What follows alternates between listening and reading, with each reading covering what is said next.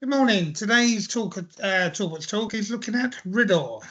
So RIDDOR stands for the Reporting of Injuries, Diseases and Dangerous Occurrences Regulations 2013, and it is a legal requirement to report certain serious workplace incidents to the Health and Safety Executive. So why does this matter to us? Well, it's a law. Not reporting a RIDDOR incident can lead to legal action. This also helps the THSP monitor risks across the industries and improve safety for everyone, so learning from what went wrong. So what needs to be reported under RIDDOR? So there's workplace injuries, so reportable if they result in the following: a death, a major injury like fractures, but this excludes fingers, toes and thumbs, any amputations, any serious burns or loss of sight. There is also the over 7-day injuries. So this means if a worker is unable to do their normal duties for more than 7 consecutive days, not counting the day of the accident. You then have occupational diseases. So these would be diagnosed by a doctor and linked to work. So for example, hand-eye vibration syndrome, carpal tunnel syndrome, occupational asthma, and tendinitis or dermatitis. And then you have dangerous occurrences or near misses. So these are serious close calls that could have caused harm.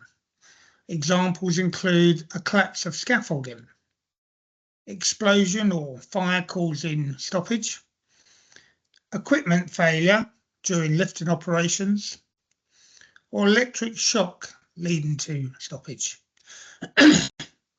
So I've come up with some scenarios of reportable scenarios. So an employee breaks a leg after falling off a ladder. So if the worker falls from a ladder while stocking shelves and suffers a broken leg, this is a major injury. So it's a fracture and must be reported within 10 days. A worker develops occupational dermatitis. So let's say a beauty salon employee develops dermatitis after long-term exposure to cleaning chemicals. This is reportable because it's an occupational disease due to exposure at work and must be reported when diagnosed by a doctor. Employee is off work for more than 7 days due to a back injury. So someone strains their back lifting boxes and is off for 8 working days. So this is reportable as this has resulted in an over 7-day absence from work, excluding the day of the accident. Some areas then or accidents which are not reportable under RIDDOR. An employee gets a minor cut and returns to work the next day.